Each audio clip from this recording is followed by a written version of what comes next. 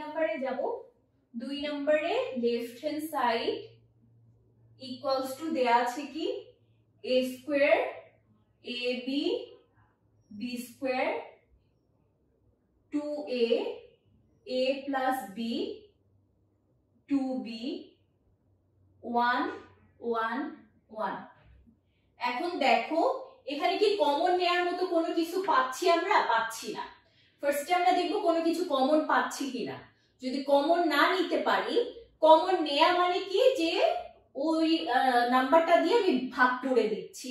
তার মানে আমি যদি এইখানে ওই যুক্তিগুলোকে কোনো মান দ্বারা ভাগ করে দেই, তাহলে সামনে কিন্তু সেই মানটা দ্বারা আবার গুণ করতে হবে।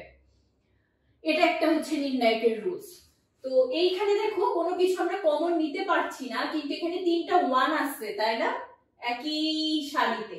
সো আমরা যদি এই কলাম থেকে এই কলাম মাইনাস করি তাহলে এখানে 0 পাবো, আবার এই কলাম থেকে এই কলাম যদি মাইনাস করি তাহলে 0 পাবো।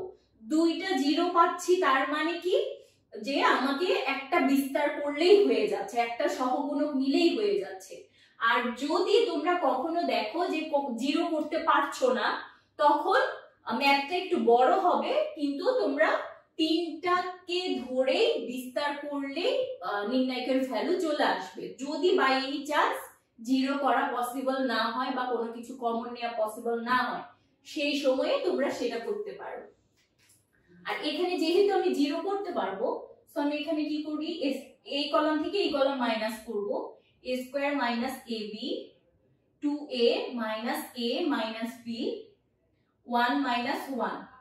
এখানে ab minus b square a plus b minus 2b 1 minus 1। এখানে b স্কয়ার 2b 1। এখন এখানে দেখো চেঞ্জ হলো কি, কলাম 1 আর কলাম 2 চেঞ্জ হয়ে গেল, তাই না? তাহলে column 1 prime c1 prime equals to আমরা কি করেছি, c1 থেকে c2 মাইনাস করেছি। আবার c2 প্রাইমে আমরা কি করেছি, c2 থেকে c3 মাইনাস করেছি।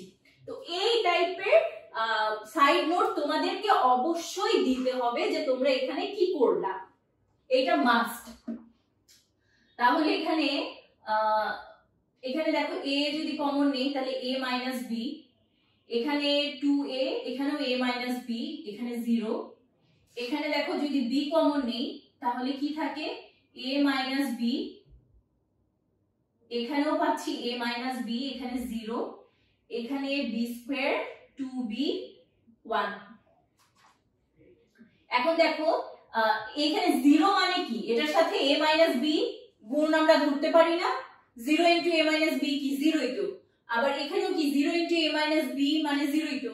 তার মানে এই কলাম থেকে আমি a মাইনাস b কমন পাচ্ছি, অর্থাৎ আমি এই কলামকে a মাইনাস b দ্বারা যদি ভাগ করি, সামনে a মাইনাস b দ্বারা গুণ করব, ব্যাপারটা এইটা।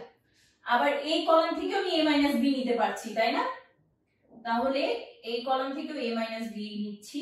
তাহলে এখানে কি থাকে, a থাকে, এখানে 1 থাকে, এখানে 0 থাকে, এখানে b থাকছে, এখানে 1 থাকছে, এখানে 0 থাকছে, এখানে b স্কয়ার 2b, এখানে হচ্ছে 1। এখন আমরা কি করব, এই যে এই রাশিটাকে ধরে বিস্তার করব, এই সারিটাকে ধরে। তাহলে a minus b whole square থাকলো, এখানে তাহলে কি হচ্ছে 0 মাইনাস 0 প্লাস 1 যদি নেই, তখন আমি কি করব, এই সারি এই কলাম বাদ, that means a minus b। তাহলে দেখো এইদিকে আমরা পেয়েছিলাম a minus b whole square, এইখানে আবার কি পাচ্ছি a মাইনাস b, তাহলে কি a minus b whole cube. তাহলে পাচ্ছি right hand side. So left hand side equals to right hand side.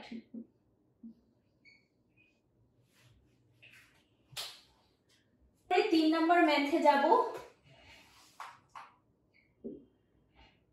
Left hand side equals to 1 1 1, এখানেও 1, এখানে 1 প্লাস x, এখানে 1 1 1 1 প্লাস y।